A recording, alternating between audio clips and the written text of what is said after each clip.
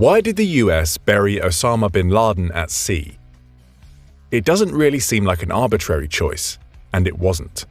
This is the Arabian Sea, the place where in 2011, after being discovered and killed at his compound in Pakistan by Navy SEALs, Osama bin Laden, one of the world's most violent terrorists, founder of Al-Qaeda, and the man responsible for the deaths of thousands of innocent men, women, and children, was buried at sea by the US Army within hours after his death. The method was chosen for very specific reasons. But before we get to bin Laden's death, here's a quick recap of why this monster was once one of the most sought-after terrorists in the world, not that anyone could ever forget. Osama bin Laden was the most wanted terrorist in the world, the man responsible for orchestrating and executing the 9/11 attacks on the United States. Bin Laden had been violently opposed to US presence in the Middle East since the 1980s. Following the attacks of September the 11th, bin Laden was forced into hiding and hunted for nearly a decade. After managing to escape US forces in Afghanistan through the Tora Bora Mountains at the end of 2001, bin Laden sought refuge in the Waziristan region of Pakistan. He would eventually move into a large, fortified compound outside the city of Abbottabad. Avoiding detection and capture through extreme secrecy, bin Laden reportedly lived on only a single section of the house and did not leave for more than 5 years. He had no phone or internet and used couriers to communicate messages, almost entirely avoiding public scrutiny. But by tracking one such courier, US intelligence eventually came to suspect the compound as bin Laden's hideout.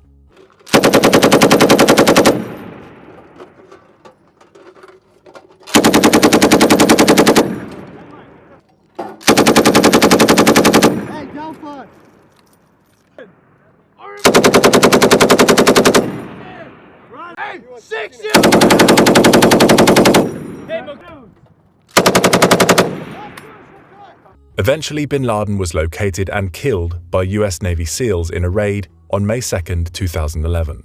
Codenamed Operation Neptune Spear, the raid was a significant development in the 21st century. However, instead of bringing his body back to the United States for burial or handing it over to his family, the US government chose to bury him at sea from the aircraft carrier Carl Vinson. This decision raised questions and sparked debates among lawmakers, experts, journalists, and the public. What were the reasons behind this decision? And what were its implications for the US and the global war on terror? As with many aspects of the war on terror, the decision to bury Osama bin Laden at sea was primarily based on practical and political considerations. According to the US government, the main reasons for this decision were to prevent his grave from becoming a site of pilgrimage for jihadists and to respect Islamic burial customs, which require burial within 24 hours and in a simple shroud facing Mecca. Moreover, the US officials argued that they did not want to create a physical memorial for bin Laden that could inspire his followers and perpetuate his ideology. In a statement, the White House press secretary Jay Carney said that the decision to bury bin Laden at sea was in accordance with Islamic practice and tradition and was prepared in accordance with the laws of war. An unnamed senior US official told Time magazine that "We are ensuring that this is handled in accordance with Islamic practice and tradition. This is something that we take very seriously, and so therefore this is being handled in an appropriate manner."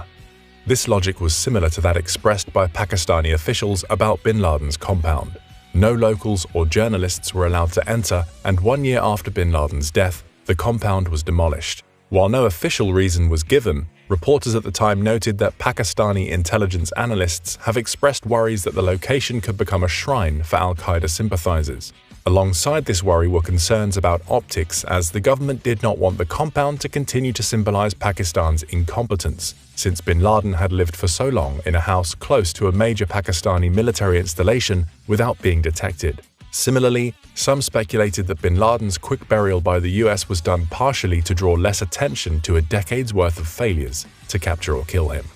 And while the decision by the US to get rid of bin Laden's body at sea was made far more quickly, it was not without controversy. A number of experts and commentators from across the Islamic world argued that the move violated both international laws and Islamic traditions. Professor Nasser Hussain, an expert on Islamic law and ethics, argued that the US government should have consulted with Muslim leaders and scholars before making the decision.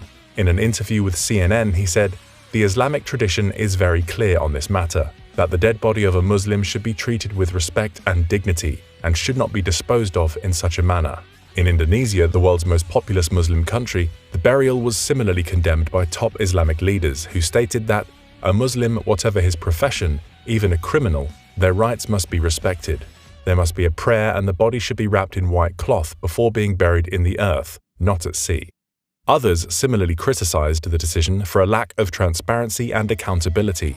The US government did not release any photos or videos of bin Laden's body, citing concerns about inflaming anti-American sentiments and compromising the operational security of the SEALs. However, this decision fueled conspiracy theories and speculation about the authenticity of the raid and the fate of bin Laden's body.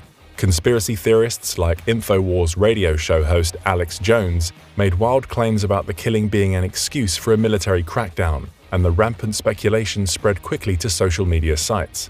The conspiracies even led the mother of one 9/11 victim to question the authenticity of the burial, stating, "Is it true or false? I don't know." To me, it seems strange that they disposed of it and no one besides whoever was right there knows what happened. Conspiracies and disbelief about bin Laden's death were also widespread in the Muslim world. In an interview with the Los Angeles Times, a chef in Cairo, Egypt, stated that he is still alive. He is a clever guy. He is no Hosni Mubarak. Another man in the Pakistani city of Peshawar told an interviewer that, "I am sure he will conquer America first, then he will die." Amid the backlash, some commentators and lawmakers also argued that the US government missed an opportunity to prove bin Laden's death beyond any doubt and to deter his followers from seeking revenge. South Carolina Republican Senator Lindsey Graham stated in a Fox News interview at the time that rushing the burial to be in accordance with Islamic traditions may have been sensitivity taken too far. He argued that bin Laden's body should have been brought back to the US to make a documented case that this was Osama bin Laden. Many condemned Graham and others as stoking conspiracies, especially after lawmakers assured that DNA testing had been conducted before the burial, confirming bin Laden's identity. Republican Congressman Mike Rogers, chairman of the House Intelligence Committee and a former FBI agent, stated that through the DNA testing and other things, it is clear beyond a shadow of a doubt that this was Osama bin Laden, based on the science. While some argued that backlash would persist until the government released photos of bin Laden's death, the Obama administration eventually decided against the move, believing it would do little to change minds. As Brooks Jason, director of factcheck.org, put it, "It's certainly a hallmark of conspiracy theorists that whatever evidence is presented, they always find problems with it." Despite the controversy, the decision to bury bin Laden at sea was not entirely unprecedented. The US Navy has a long history of burying sailors and Marines at sea, and has developed procedures and protocols to ensure proper treatment of the remains. According to the Navy, the body of bin Laden was washed, placed in a white sheet, and then put in a weighted bag, which was dropped into the Arabian Sea from a US aircraft carrier. The Navy also conducted a traditional Islamic funeral ceremony, which included reciting prayers and washing the body. Some intelligence experts defended the decision as a pragmatic and effective way of handling a delicate situation. John Brennan, who was the White House counterterrorism advisor at the time of the raid, said in an interview with National Geographic, "We wanted to ensure that it was handled in an appropriate manner, that we were respecting the traditions of Islam, and that this wasn't going to become some type of cause célèbre that could ignite passions." Like others, Brennan also pointed out that burying bin Laden at sea prevented his followers from creating a physical shrine or using his grave as a rallying point for their cause. A smaller group of Islamic scholars also defended the decision. Khalid Latif, a New York University chaplain and executive director of its Islamic Center, wrote in a column for CNN that when accounting for the greater good, the burial at sea was conducted in accordance with Islamic law. Latif noted that humanity as a whole has a right that needs to be considered in regard to bin Laden's burial. Who would want this man buried next to their loved one?